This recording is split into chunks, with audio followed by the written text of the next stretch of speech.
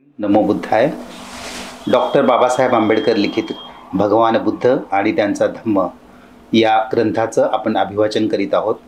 आजपर्यंत आपण 28 भाग पाहिले. 28व्या भागामध्ये आपण भगवान बुद्धांचं पहिलं प्रवचन जे 5 परिव्राजकांना दिलेलं होतं, अर्थात धम्मचक्र प्रवर्तन, हे आपण संपूर्ण केलेलं आहे. आता भाग पुढचा 29वा, परिव्राजकांची प्रतिक्रिया. हा खरोखरच एक नवीन धम्म आहे याची परिव्राजकांना ताबडतोब जाणीव झाली. जीवनाच्या समस्येकडे पाहण्याच्या या नव्या दृष्टीचा त्यांच्यावर एवढा परिणाम झाला की ते एकमताने म्हणाले, जगाच्या इतिहासात आजपर्यंत मानवी दुःखाचे अस्तित्व मान्य करणे हाच धर्माचा खरा पाया आहे हे कोणत्याही धर्मसंस्थापकाने सांगितलेले नाही. जगाच्या इतिहासात कोणत्याही धर्मसंस्थापकाने अशी शिकवण दिली नाही की जगातील या दुःखाचा नाश करणे हाच धम्माचा खरा उद्देश आहे. जगाच्या इतिहासात यापूर्वी कोणीही कधीही मुक्तीचा असा मार्ग सांगितला नाही जो मूलतःच सरळ आणि साधा आहे. अप्राकृतिक आणि अतिमानुषी शक्तींपासून एवढा मुक्त आहे. आत्मा, ईश्वर आणि मरणोत्तर जीवन यावरील श्रद्धेपासून स्वतंत्र आहे. इतकेच नव्हे तर तशा श्रद्धेला विरोध करणारा आहे. असा हा मुक्तीचा मार्ग याआधी कधीही सांगितला गेलेला नाही. जगाच्या इतिहासात यापूर्वी कुणीही अशा धम्माची योजना पुढे मांडली नाही की ज्यामध्ये दैवी साक्षात्काराला थारा नाही आणि ज्याच्या आज्ञा ह्या ईश्वराच्या आज्ञा नसून त्या माणसाच्या सामाजिक गरजांच्या चिकित्सेपोटी निर्माण झालेल्या आहेत.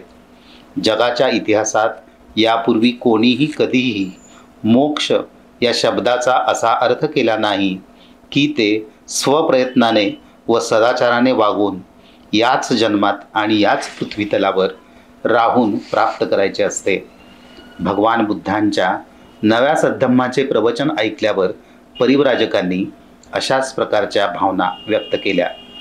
त्यांना असे वाटले की भगवान बुद्धांच्या रूपाने त्यांना असा जीवन सुधारक लाभला आहे की ज्यांचा रोम रोम, अणुअणू धम्माच्या भावनेने प्रेरित आहे, ओतप्रोत आहे आणि आपल्या काळातील बौद्धिक ज्ञानात सुपरिचित आणि तज्ज्ञ आहे, जो एका नव्या विचाराचा प्रणेता आहे, ज्यात मौलिकता आहे.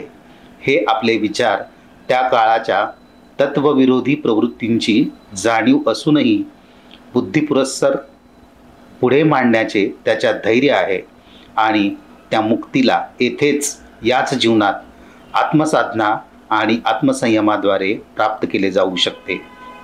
भगवान बुद्धांविषयी त्यांचा आदर एवढा अमर्याद झाला की ते बुद्धाला ताबडतोब शरण गेले आणि आपले शिष्य म्हणून आपला स्वीकार करावा अशी त्यांनी विनंती केली. एही भिक्कवे, हे भिक्खूंनो या, असे संबोधन करून भगवान बुद्धांनी त्यांना आपल्या धम्मात प्रविष्ट करून घेतले. तेच पंचवर्गीय भिक्खू म्हणून पुढे प्रसिद्ध झाले. पुस्तकातील भाग 3, उच्चकुलीन आणि पवित्र व्यक्तींची धम्मदीक्षा. यशची धम्मदीक्षा. वाराणसी नगरात यश नावाचा एक श्रेष्ठीपुत्र राहत होता. तो वयाने तरुण आणि दिसावयास अत्यंत देखणा होता. तो आपल्या आईवडिलांचा अत्यंत लाडका होता. त्याच्याजवळ विपुल संपत्ती होती. त्याच्याजवळ मोठा लवाजमा होता आणि त्याचे निवासस्थानही फार मोठे होते. तो आपला सर्व वेळ फक्त नृत्य, गायन, मद्यपान आणि विलासमय जीवनात घालवीत असे. काही काळ लोटल्यानंतर या सर्वांची त्याला शिसारी आली. या गर्दीतून कसे बाहेर पडावे, असल्या जगण्यापेक्षा जीवनाचा अधिक चांगला असा एखादा मार्ग आहे काय करावे हे न कळल्यामुळे त्याने आपल्या पित्याचे घर सोडून जाण्याचे ठरविले. एका रात्री त्याने पित्याचे घर सोडले आणि तो इकडे तिकडे भटकू लागला. फिरता फिरता तो इसिपतनाच्या दिशेने वळला. थकवा आल्यावर तो खाली बसला आणि स्वतःशीच मोठमोठ्याने बडबडू लागला. मी कुठे आहे? यातून आता मार्ग कोणता? अरे रे, काय ही दुर्दशा! अरे रे, केवढे हे दुःख! ज्या दिवशी तथागतांनी पंचवर्गीय भिक्खूंना इसिपतन येथे पहिले प्रवचन दिले त्याच दिवशी रात्री हा प्रकार घडला. यश इसिपतनला येत असतानाच तेथे राहत असलेले तथागत पहाटे उठून उघड्या हवेत इकडून तिकडे फेरफटका मारित होते. त्यांनी आपल्या दुःखद भावना व्यक्त करीत येणाऱ्या त्या उमद्या तरुण यशला पाहिले आणि त्याचा तो नैराश्याचा आक्रोश ऐकून बुद्ध म्हणाले, कुठेही काही दुःख नाही की काही संकट नाही. ये, मी तुला मार्ग दाखवितो. आणि बुद्धाने त्याला आपल्या धम्माचा उपदेश दिला. आणि यशने जेव्हा तो उपदेश ऐकला तेव्हा तो आनंदित झाला. मग त्याने आपली सोनेरी पादत्राणे काढली व तो भगवंतांच्या जवळ जाऊन बसला आणि त्याने आदराने त्यांना वंदन केले. भगवान बुद्धांचा उपदेश ऐकून त्याने तथागतांना विनंती केली की तथागतांनी त्याला आपला शिष्य म्हणून स्वीकार करावा. नंतर भगवंतांनी त्याला बोलावून भिक्खू होण्याविषयी सांगितले. यशने ते मान्य केले. आपला मुलगा दिसत नसल्याचे समजल्यावर यशच्या वडिलांना अत्यंत दुःख झाले. पित्याने त्याचा शोध लावण्यास सुरुवात केली.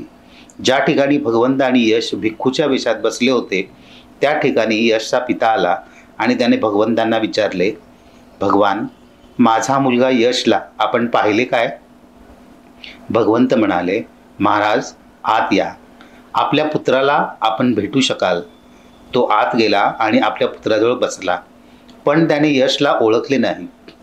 यश आपल्याला कसा भेटला आणि आपले प्रवचन ऐकल्यावर तो भिक्खू कसा झाला हे भगवंतांनी त्याला सांगितले. तेव्हा पित्याने पुत्राला ओळखले आणि आपल्या पुत्राने योग्य मार्गाचा स्वीकार केल्याबद्दल त्याला फार आनंद झाला. बाळ, पिता म्हणाला, तुझी आई शोकाने आणि दुःखाने व्याकुळ झाली आहे. घरी परत ये आणि आपल्या आईला पुन्हा सुखी कर. नंतर यशने तथागतांकडे पाहिले आणि तथागत यशच्या पित्याला म्हणाले, यशने पुन्हा त्या संसारी जीवनात जावे आणि पूर्वीप्रमाणेच ऐहिक सुखांचा उपभोग घ्यावा अशी आपली इच्छा आहे काय? आणि यशच्या पित्याने उत्तर दिले, जर माझा पुत्र यशला आपल्याबरोबर राहण्यात आनंद वाटत असेल तर त्याला राहू द्या. यशने भिक्खू म्हणून राहणेच अधिक पसंत केले. निरोप घेण्यापूर्वी यशचा पिता म्हणाला, भगवान तथागताने माझ्या घरी माझ्या कुटुंबियांसमवेत भोजन करण्यास संमती द्यावी. तथागतांनी चिवर परिधान करून भिक्षापात्र घेतले आणि यशबरोबर ते त्याच्या पित्याच्या घरी गेले. तेथे पोहोचल्यावर यशची आई आणि त्याची पूर्वायुष्यातील पत्नी यांना ते भेटले. भोजनानंतर तथागतांनी त्या कुटुंबातील सर्व मंडळींना आपल्या धम्माचा उपदेश दिला. तो ऐकून त्यांना फार आनंद झाला आणि त्यांनी त्या उपदेशाचे पालन करण्याचे वचन दिले. वाराणसीतील एका श्रीमंत कुटुंबात यशचे 4 मित्र होते. विमल, सुबाहू, पुण्यजित आणि गवापती अशी त्यांची नावे होती. यशने भगवान बुद्ध आणि त्यांच्या धम्मात आश्रय घेतला आहे असे जेव्हा त्यांना समजले तेव्हा यशच्या हिताचे आहे ते आपल्याही हिताचे आहे असे त्यांना वाटले. म्हणून ते यशकडे गेले आणि आपले शिष्य म्हणून आपला स्वीकार करण्याविषयी यशने भगवान बुद्धांना प्रार्थना करावी असे त्यांना सांगितले. यशने ते मान्य केले आणि भगवान बुद्धांकडे जाऊन तो म्हणाला, तथागतांनी माझ्या या 4 मित्रांना आपला धम्मोपदेश देण्याची कृपा करावी. तथागतांनी ते मान्य केले आणि यशच्या त्या मित्रांनी धम्मदीक्षा आणि प्रवज्जा ग्रहण केली. जय भीम. नमो बुद्धाय.